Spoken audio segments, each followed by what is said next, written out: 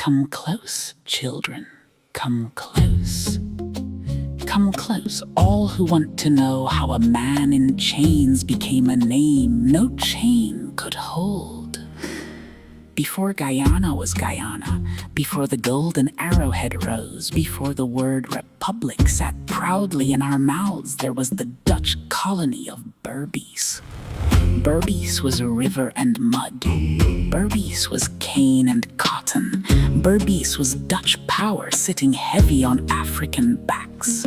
The planters counted sugar plantations, they counted coffee and cotton plantations, and they counted profit. But they made one mistake.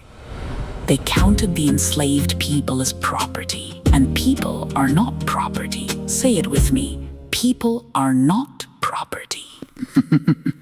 Among the enslaved was a man named Cuffy. Some wrote it Coffee, some wrote it Kofi, but no matter how they scratched his name into paper, they could not scratch out who he was. He was West African, born of the motherland in the early to mid-1700s, born of the Akan people, a clan known for historic, powerful empires. He was captured, sold, bought, carried across the sea against his will, and deposited on plantation Lilienberg to be the possession, the property of a widow. They kept him near the house, but his mind wandered far beyond its walls, running through the books he could find, listening, absorbing the strategies of the colonizers. They pressed him into labor hard, but he kept his will.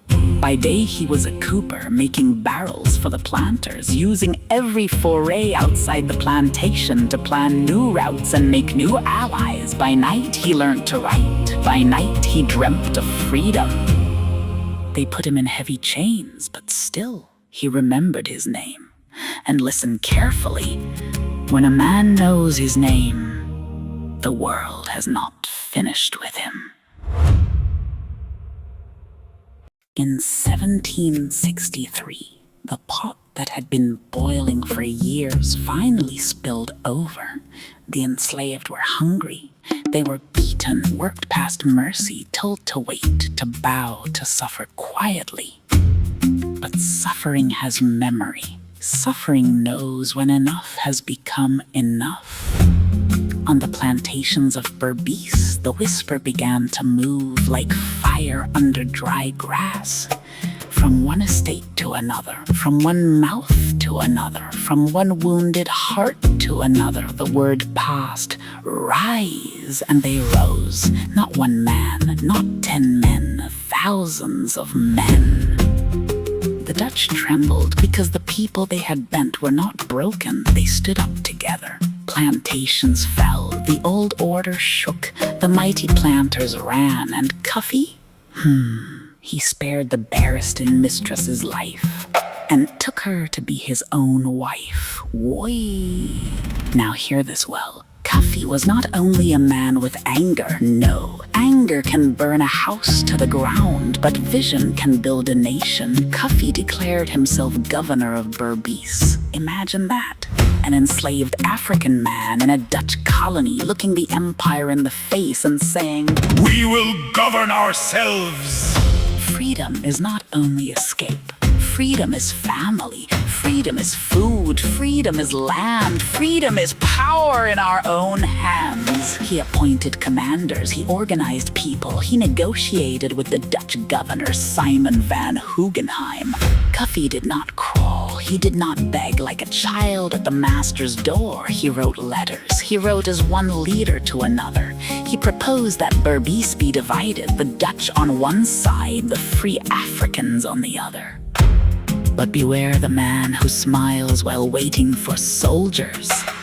The Dutch governor delayed. He talked, he waited, he bought time with words while calling for guns. And that is a lesson, children. Not every conversation is peace. Some conversations are traps meant to keep you marking time. Now inside the rebellion, trouble also grew. Some followed Cuffy, some followed Akara.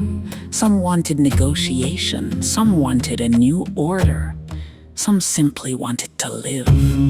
Some wanted war. Freedom is a beautiful word, but even free people must decide what freedom means. So the struggle outside became a struggle inside. The Dutch gathered strength, ships came, soldiers came, allies came, and the rebellion that had almost broken the colony began to crack under hunger, pressure, disagreement, and war. Cuffy lost power among his own, and before the Dutch could put their hands on him, Cuffy died.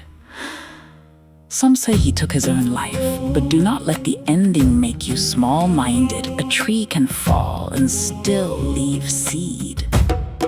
The Dutch crushed the rebellion with cruelty. They killed, they tortured, they executed men and women to teach the enslaved a lesson. But the lesson did not go the way they planned. They wanted the people to learn fear. Instead, history learned Cuffy. They wanted his name buried in Berbice mud. Instead, Guyana lifted it. They wanted him remembered as a rebel. Guyana remembered him as a national hero. And when Guyana became a republic, it did not choose a random day. No, it chose February 23rd, the day tied to the rising of the enslaved in Berbice. So when Guyanese celebrate Republic Day, we are not only celebrating ceremony, we are remembering the day the people in chains shook the world and said, "We are human. We are many. We are not yours!" Cuffy did not live to see Guyana free, but freedom hurt him. Cuffy did not sit in parliament, but the nation carries his argument. Cuffy did not wear a crown, but he stood taller than the men who claimed to own him.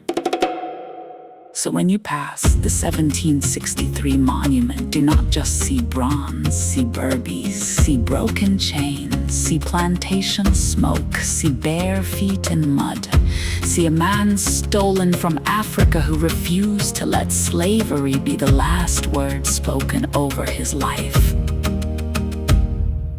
That is the story of Cuffy. Say his name. Cuffy, say it again.